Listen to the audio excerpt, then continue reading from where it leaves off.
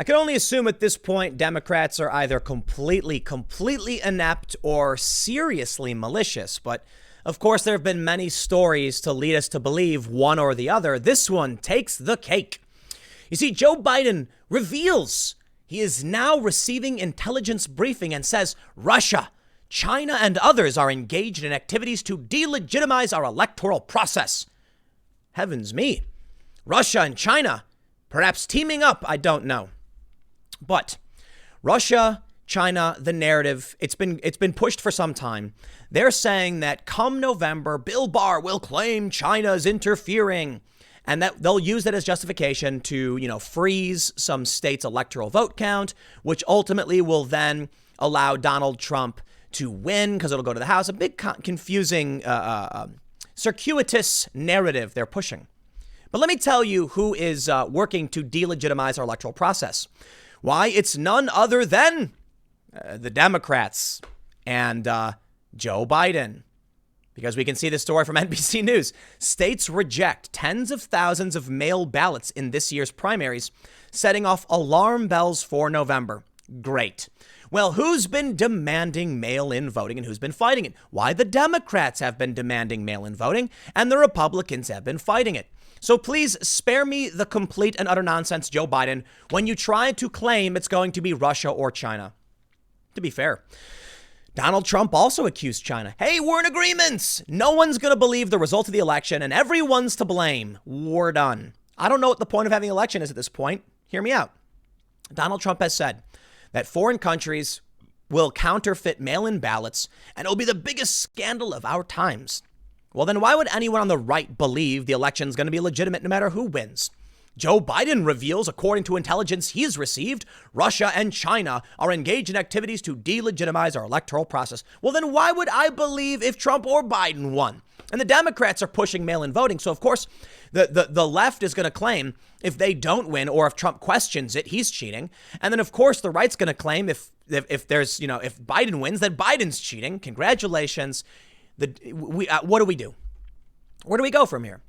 It's not just that these things are happening. According to Just the News, they say nearly 30% of U.S. voters not confident November election will be accurately counted with correct winner. It's perhaps not surprising, but chilling nonetheless, that a quarter of the nation's voters lack confidence that the votes will be accurately counted and the correct winner of the presidential election declared, according to Scott Rasmussen. There you go. 30% right now thinks the whole system's broke. But what about these other issues? What if you asked people, do you think that Russia or China will interfere and skew the election results? You get a decent amount saying yes. Do we have confidence in this system? Are we going to go vote in November and both Trump and Biden win? Maybe. And then what? What do we do? Right now in Oregon, the state of Oregon is defending the 50th day of far left riots, insurgency against a federal courthouse. They're legally defending them. They've pulled back their police. They're letting them cause all the damage and they're attacking the feds. You literally have the state going up against the federal government. So what happens then when we see that no one's going to trust the election? I don't know, man. But let's read what Just the News has to say. It's perhaps not surprising, but chilling nonetheless, that a quarter of the nation's voters lack confidence that votes will be accurately counted. This year's trend fits with one seen in recent years. According to a Washington Post report in 2016, Americans have become much less confident that we count votes accurately. Between 2000 and 2006, during the Bush presidency, Republicans were very confident in the nationwide vote count. After the 2008 election, GOP confidence declined steadily. Democrats, meanwhile, moved in the opposite direction, lower confidence compared to Republicans from 2000 to 2006. Then an increase during the Obama years. Yeah, well, when you win, people tend to think it must be correct if my side won. Rasmussen also noted that the concern is found in all segments of the population. However, 71% of white voters have at least some confidence in the process, while just 54% of black voters feel the same, as do 64% of Hispanic voters. Just the News daily poll respondents were asked, thinking ahead to the presidential election, how confident are you that the votes will be accurately counted and that the correct winner will be declared? They responded as below. 30% were very, 38% were somewhat both confident. 20% were not very confident, 7 not confident at all, and 5 were not sure. The national survey of 1,200 registered voters was conducted July 9th through 11th. Okay, so we understand. And there it is, man. The ballots are being rejected. Mail-in ballots don't work. This is probably the 5th or 6th video I've done talking about the corruption of the mail-in voting system. And you know, my friends tell me when I mention this stuff, they say, oh no, you're not going to go into this. You know, mail-in voting has been going on forever. It works. It's fine. And I'm like, dude, please read the news. They don't read any of the news. Fortunately, you watch me, I guess, so you get some of the news, but you still got to do your due diligence. NBC News says, New Yorker Sasha Aiken, 43, has no idea if his vote counted. It took weeks for his absentee ballot to arrive, appearing in his mailbox just 3 days before the election on June 23rd. It came with 2 sets of instructions in very fine print. Neither set, Aiken said, told him to sign the envelope or had complete information about his options for returning the ballot.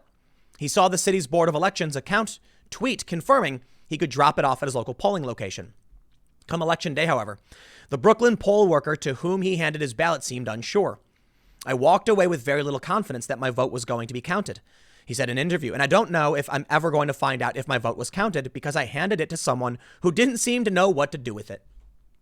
I'm not confident my vote will be counted. I don't even know how to vote. I was thinking about this. My understanding is that there's more registered Democrats than registered Republicans nationwide. In order to get a mail-in ballot, you have to apply for it. And if you're not registered to a party, in some places, you don't get one unless you apply for it. Does that mean more Democrats will get mail-in ballots than Republicans? Let me tell you this. What happens if the mail-in vote just doesn't work literally at all? What happens if come November 4th, they're like, we have no results. Nevada's at 4% reported and New York is at 17. We can't tell you who won the election or who the president will be. What happens if there's video emerging of someone intentionally destroying thousands of ballots? How hard would that be? Let's say someone fakes it. Let's say they have a big old box and they film mail-in ballots and then they torch it and they laugh. And you don't know who did it. You don't know where it came from. The video goes viral. Will anyone trust the result of the election? Nope. If Trump wins and that video emerges, they'll say Trump cheated. If Biden wins and that video emerges, they'll say Biden cheated. And maybe this is the final play in the total destruction of this country. I don't know, man. Maybe it's all just very hyperbolic, but I tell you this, man. I see all these stories. What do you do when both Biden and Trump claim China is going to cheat? What do you do? Who do I trust? The winner or the loser? Like, I have no idea. They're going to come out and say it, right? Okay, maybe here's what that. Maybe come November, it's a normal election and everybody votes and they're like, the winner is Joe Biden and nobody cares. Do you really believe that'll happen? Because I honestly don't. If 30% of people already feel like their votes aren't going to be, 30% are not confident that they're accurately going to count the winner, then what do you think's going to happen come November? That's one of the reasons why I'm getting out of Dodge. I seem to recall being on the Joe Rogan podcast where we talked about how Twitter was fueling this political division and gleefully just destroying the bonds of this country because they ban only one side and then they allow the insurrectionists to, be propped up. Maybe that's what Jack Dorsey's plan was all along. But I seem to recall at the end of that episode talking about building a van.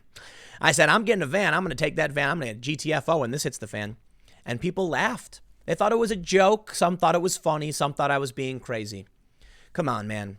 We talk about civil war all the time, but can't you see all the ingredients being thrown in the pot? I don't know exactly what you can expect, but I take a look over at Portland, and what do I see there? Propagandistic physical warfare. You allow insurrectionist groups, insurgents, to attack the feds, then blame the feds to create propaganda from the violence you start. It's twofold. You get physical damage on the feds, and you get to blame them as the oppressors. Clever. I'm not saying it's intentional. I don't know. I'm just saying that's literally what's happening. That these far left insurgents are damaging the courthouse and the feds can't do anything about it. But the state's protecting them. That's one ingredient. You've got street level violence. You've got massive political division. The assumption that both sides are evil, both sides are corrupt, both sides are cheating, and both sides saying China's going to cheat, both sides saying we don't have confidence in this. Then what?